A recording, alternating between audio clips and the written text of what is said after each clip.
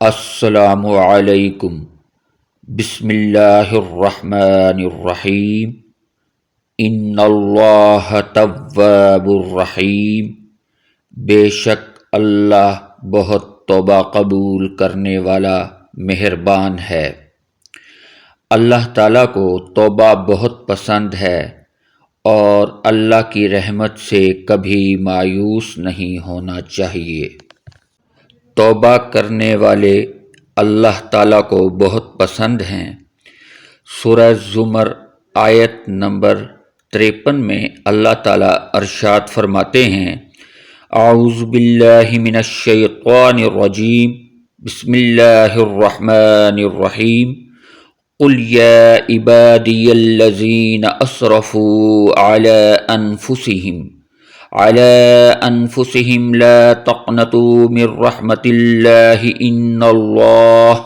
ان اللہ یغفر الذنوب جمیعا انہ هو الغفور الرحیم۔ ترجمہ: کہہ دو اے میرے بندو جنہوں نے اپنی جانوں پر ظلم کیا ہے، اللہ کی رحمت سے مایوس نہ ہوں، بے شک اللہ سب گناہ بخش دے گا، بے شک وہ بخشنے والا بڑا مہربان ہے۔ بعض لوگوں پر کچھ مایوسی طاری ہو جاتی ہے، ہم اتنے عرصے سے گناہ کرتے چلے آ رہے ہیں، کیسے معافی ہوگی، کیسے ممکن ہے، کیسے چھٹکارا ملے گا؟ ایسے لوگوں کے لیے ان کے اطمینان کے لیے، ان کی دلجوئی کے لیے، ان کی تسلی کے لیے یہ آیت عظیم ترین آیات میں سے قرآن مجید کی۔ قل یا عبادی الذین اسرفوا علی انفسہم، اے نبی کہہ دیجئے اے میرے وہ بندو جنہوں نے اپنی جانوں پر ظلم کیا ہے، ظلم اٹھایا ہے، زیادتی کی ہے۔ تم گناہ کرتے رہے ہو تو اپنی جان پر ظلم کیا ہے، میرا تو کچھ نہیں بگاڑا۔ اللہ تو غنی ہے، اس کی تو سلطنت میں کوئی کمی نہیں آتی۔ ایک حدیث قدسی میں الفاظ آئے ہیں: میرے بندو اگر تم سب کے سب، اولکم و آخرکم و انسکم و جنکم، تمام انس و جن اور اولین سے لے کر آخرین تک کسی بدترین انسان جیسے فاسق و فاجر ہو جائیں، سب ابلیس بن جائیں، تب بھی میری سلطنت میں کوئی کمی نہیں ہوگی۔ اور اگر تم سب کے سب، اولین و آخرین اور انس اور جن، سب مل کر جو متقی ترین انسان ہو سکتا ہے ویسے بن جاؤ، ابو بکر صدیق بن جاؤ، تب بھی میری سلطنت میں کوئی اضافہ نہیں ہوگا۔ تو اللہ تعالیٰ کا تو کچھ بگڑتا نہیں ہے، انسان گناہ کرتا ہے تو اپنا نقصان کرتا ہے۔ قل یا عبادی الذین اسرفوا علی انفسہم، کہہ دیجئے اے نبی اے میرے وہ بندو جنہوں نے اپنی جانوں پر ظلم کیا ہے، ستم کیا ہے، ظلم اٹھایا ہے، لا تقنطوا من رحمت اللہ۔ میں آج بعض حدیثیں اس موضوع پر آپ کو سناؤں گا، عجیب چشم کشا حدیثیں ہیں۔ میں نے چونکہ اس موضوع پر گفتگو کرنی تھی تو میں نے کچھ اس مرتبہ احادیث کا تفحص کیا، تو واقعہ یہ ہے کہ بعض احادیث پڑھ کر خود میری جو ہے میرے علم میں اضافہ ہوا، ادھر میری توجہ آج تک نہیں گئی تھی۔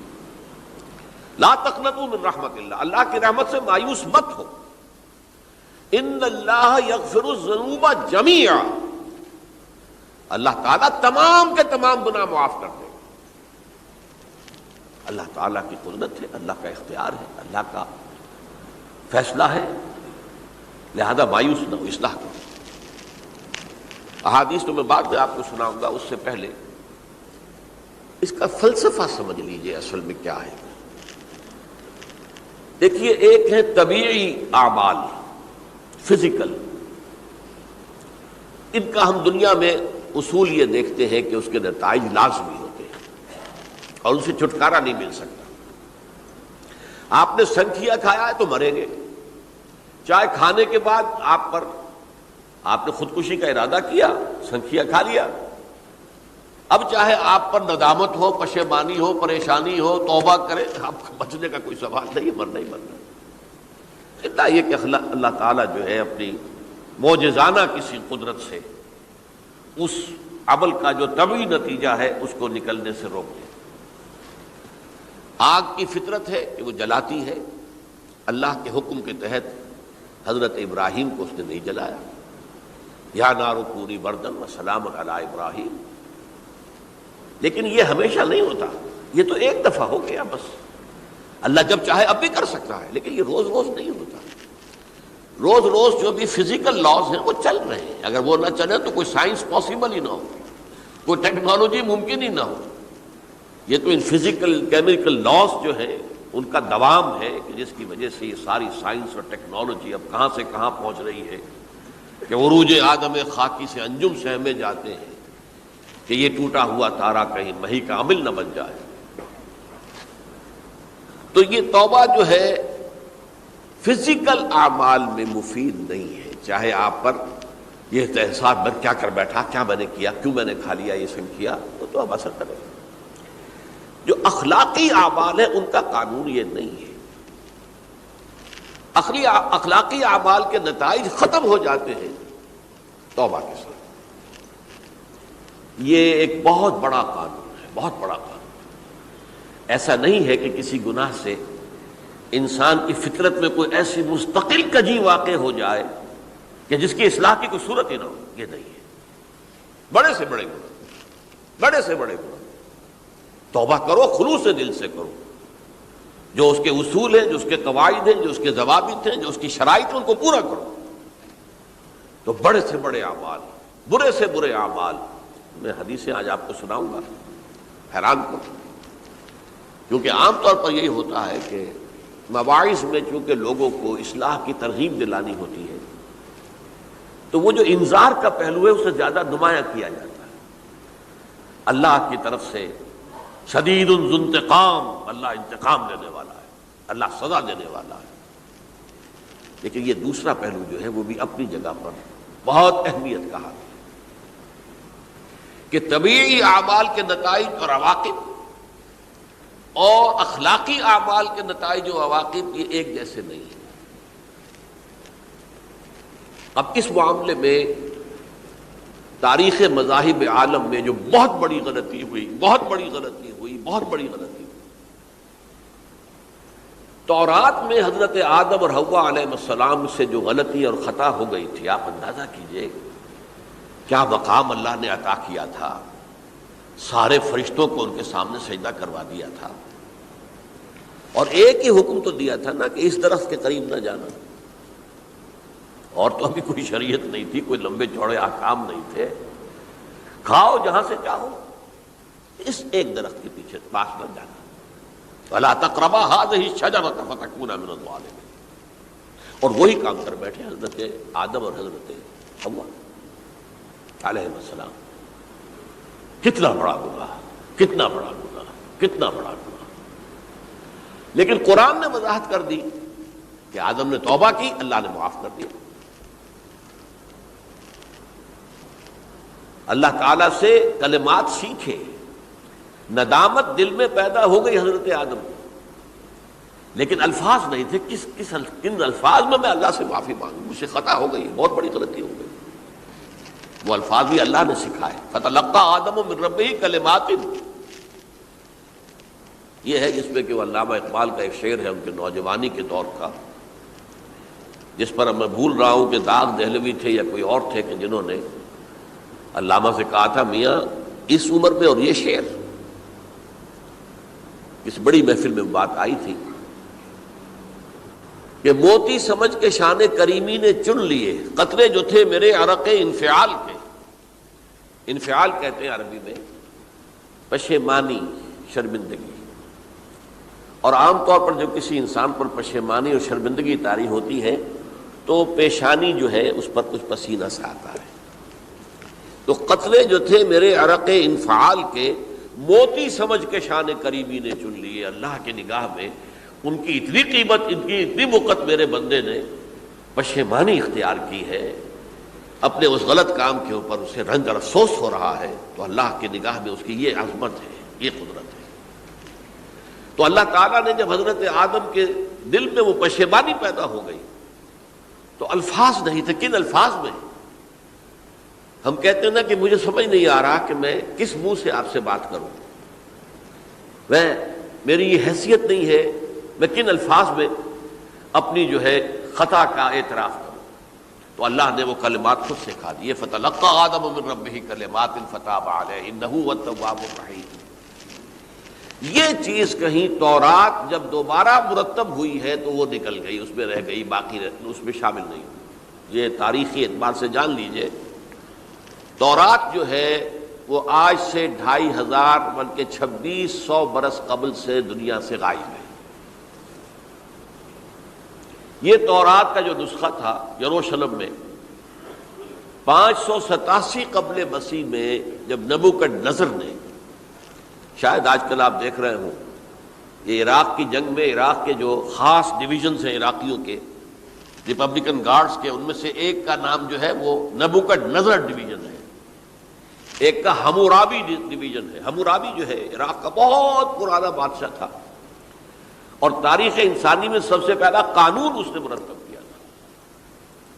حمورابی یہ بہت پرانی تہذیب ہے، دنیا کی غالباً سب سے زیادہ اینشنٹ تہذیب جو ہے وہ عراق کی ہے. حضرت ابراہیم یہی پیدا ہوئے شہر عور میں. تو نبوکدنضر نے جب تباہ کیا تھا یروشلم کو، 6 لاکھ آدمیوں کو قتل کیا اور 6 لاکھ کو قیدی بنا کر لے گیا بیبیلونیا. بابل کا لفظ بھی آج کل آ رہا ہے. کسی زمانے میں وہ عظیم شہر تھا دنیا کا، اب وہ معمولی سا شہر رہ گیا ہے، نئے شہر بڑھ گئے. تو اس وقت سے اس نے جب یروشلم میں جو ہیکل سلیمانی حضرت سلیمان کی بنائی ہوئی مسجد تھی اس کو جب گرایا ہے، اس کے بعد سے وہیں پر وہ نسخہ رکھا ہوا تھا تورات کا. پھر دنیا میں وہ نسخہ اب نہیں ہے. یہودیوں کا کہنا ہے کہ موجود ہے مسجد اقصی کے نیچے. وہ جب اس نے گرایا تھا تو جو نیچے تہخانے تھے وہ نہیں گرے تھے، وہ محفوظ رہے تھے، اوپر ملبہ آ گیا اور وہیں پر وہ تورات اور وہ تابوت سکینہ جس میں حضرت موسیٰ کا عصا بھی رکھا ہوا ہے اور بہت سے وہ من اور سلوہ کے بھی کچھ نمونے رکھے ہوئے ہیں، وہ تابوت سکینہ اس کا قرآن مجید میں سورہ بقرہ میں ذکر ہے، وہ بھی موجود ہے. اور جو ربائی وہاں اس وقت تھے ان کے علماء، ان کی لاشیں بھی وہاں پڑی ہوئی ہیں. وہ جب ہم کھدائی کریں گے تو دنیا میں سامنے آ جائے گی. لیکن بہرحال اس وقت جو مجھے کہنا تھا وہ یہ کہ چونکہ اصل تورات اس وقت گم ہو گئی، 150 سال کے بعد اسے پھر یادداشتوں سے کچھ مرتب کیا گیا تو اس میں غلطیاں پیدا ہو گئی. اب انسانی یادداشت کا معاملہ آ گیا. انہی میں سے ایک بڑی غلطی یہ ہوئی، اومیشن یہ ہوئی کہ حضرت آدم نے جو توبہ کی اور اللہ نے قبول فرما لیا، اس کا ذکر اس میں نہیں ہے. اس سے نتیجہ عیسائیوں نے کیا اختیار کیا کہ وہ اوریجنل سن کہتے ہیں اسے، وہ جو ابتدائی گناہ تھا عظیم جو ہمارے جد امجد آدم سے سرزد ہوا تھا، اس گناہ کا اثر جو بھی بچہ نسل آدم میں پیدا ہوتا ہے وہ لے کر آتا. یہ زمین و آسمان کا فرق ہے. اسلام کے نزدیک ہر بچہ جو پیدا ہوتا ہے وہ معصوم ہے بلکہ مسلم ہے. کل مولود یولد علی الفطرہ، جو بھی بچہ پیدا ہوتا ہے وہ فطرت اسلام پر پیدا ہوتا ہے.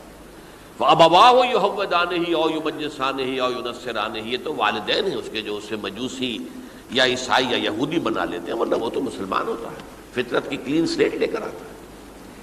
عیسائیت کہتی ہے ہر انسان جو پیدا ہوتا ہے بنیادی طور پر گناہگار ہے، اپنے جد امجد کے گناہ کا بوجھ لے کر آ رہا ہے. اب اس کا علاج انہوں نے پھر کیا تجویز کیا، یہ ہے کہ ایک غلطی پر دوسری غلطی اور دوسری پر تیسری غلطی. خشت اول چون حد معمار کج، تاثریہ بھی رود دیوار کج. اب اللہ نے جب دیکھا اب تو ہر بندہ جو ہے آدم کی اولاد کا بنیادی طور پر پیدائشی طور پر گناہ گار ہے، تو اب کیا کیا جائے؟ تو اللہ نے اپنا اکلوتا بیٹا، صلبی بیٹا مسیح یسوع اسے زمین پر بھیجا. یہ الفاظ میرے ہیں کہ اسے قربانی کا بکرا بنا کر اور ان سب کی طرف سے قبول کر لیا، گناہ گاروں کی طرف سے، کہ ان کے گناہ کا کفارہ ہو جائے گا جو عیسیٰ کو مانے. یہ عقیدہ ہے عیسائیت کا. جڑ کیا ہے کہ گناہ ہو گیا تو گناہ کا اثر تو رہے گا. قرآن یہ کہتا نہیں، اللہ دھو دیتا ہے. تمہاری سیرت و کردار کے اوپر بھی جو داغ ہیں دھل جائیں گے اور تمہارے نامہ اعمال میں جو دھبے ہیں وہ بھی دھل جائیں گے. توبہ کرو، توبوا الی اللہ توبۃ نصوحا، کرو وہ توبہ کے جو بالکل خلوص دل کے ساتھ ہو. اب میں ذرا آپ کو کچھ احادیث سنانا چاہتا ہوں. ایک طرح کا یہ تبشیر کا پہلو ہے آج ہماری گفتگو میں کہ جو نمایاں ہوگا. یہ بعض احادیث تو چھوٹی چھوٹی ہیں اور یہ بہت مرتبہ میری گفتگو میں آ چکی ہیں، صرف اس وقت حوالہ دے کر گزر جاؤں گا.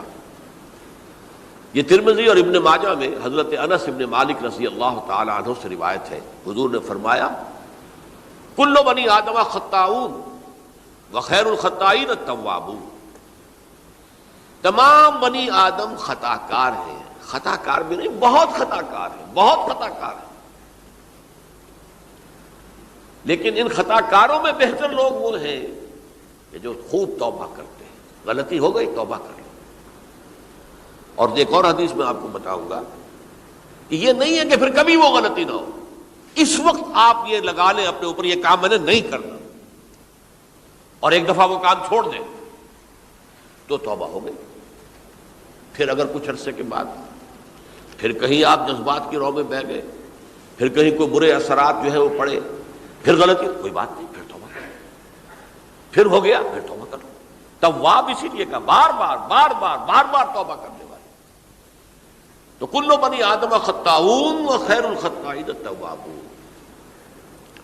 دوسری حدیث یہ بھی ابن ماجہ اور بہقی میں ہے، حضرت عبداللہ ابن مسعود رضی اللہ تعالی عنہ، التائب من الذنب کمن لا ذنب له.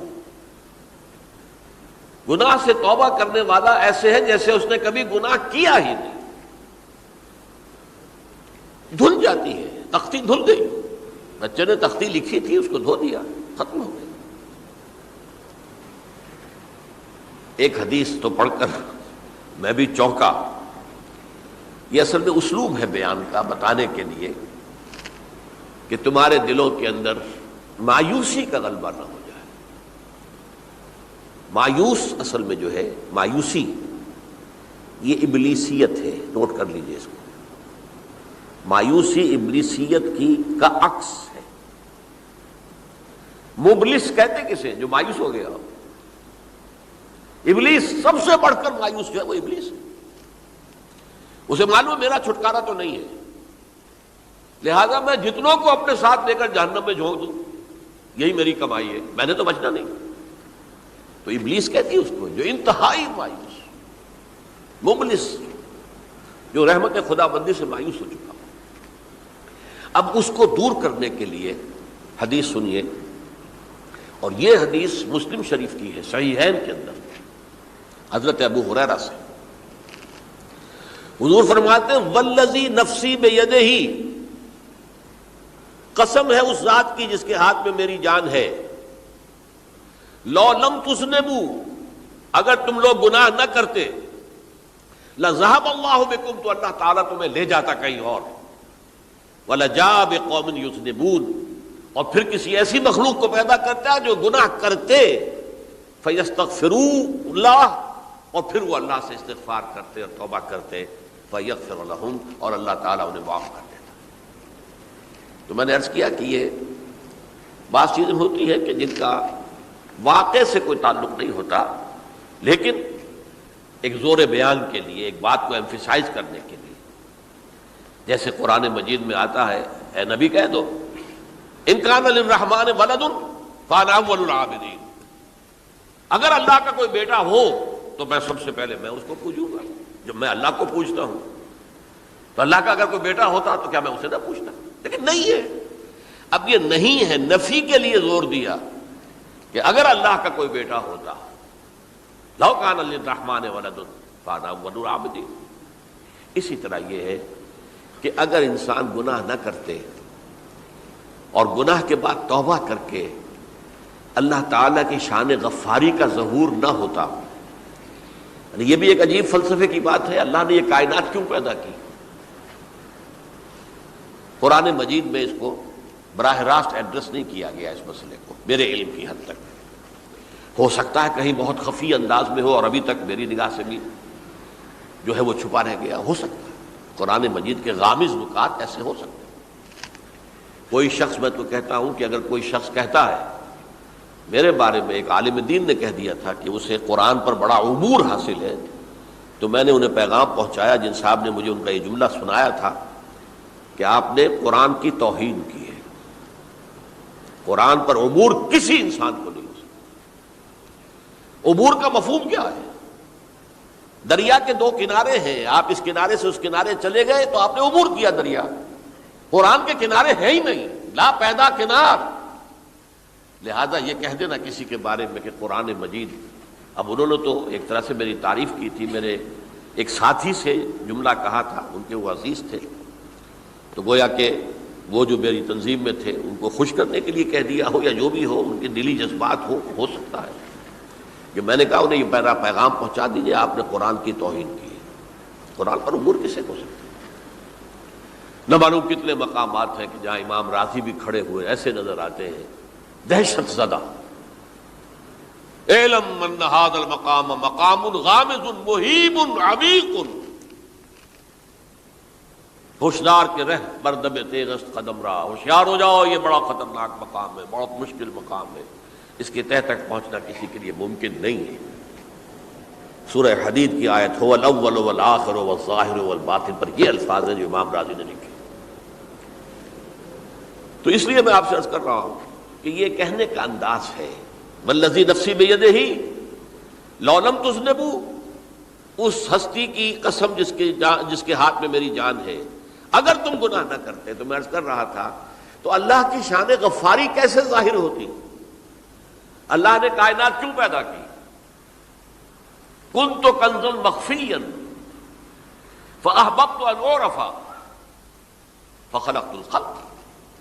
محدثین کرام اگرچہ اس حدیث کی سند کو پختہ نہیں مانتے، لیکن اکثر مفسرین نے اس کو تسلیم کیا ہے۔ علامہ آلوسی نے تسلیم کیا کہ میں ایک چھپے ہوئے خزانے کے مانند تھا۔ اب خزانہ کہیں پڑا ہے، اس کا کیا حاصل کیا ہے؟ وہ تو کہیں کھلے، کسی کے پاس جائے، کوئی اسے فائدہ اٹھائے تب تو کوئی فائدہ ہوا نا۔ تو کن تو کنزا مخفیا، میرے اندر طاقت تھی، قوت تھی، خلاقی تھی، میری شانیں ساری میرے اندر ہی اندر تھی نا۔ کن تو کنزا مخفیا فاحببت ان اعرف، تو میں نے یہ چاہا کہ مجھے پہچانا جائے۔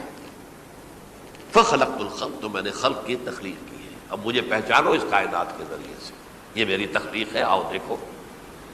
ایک مصور اپنی تصویروں کی نمائش لگا، دیکھو میرے شاہکار، آؤ دیکھو، یہ میرے فن کے کمال کے نمونے، آؤ دیکھو۔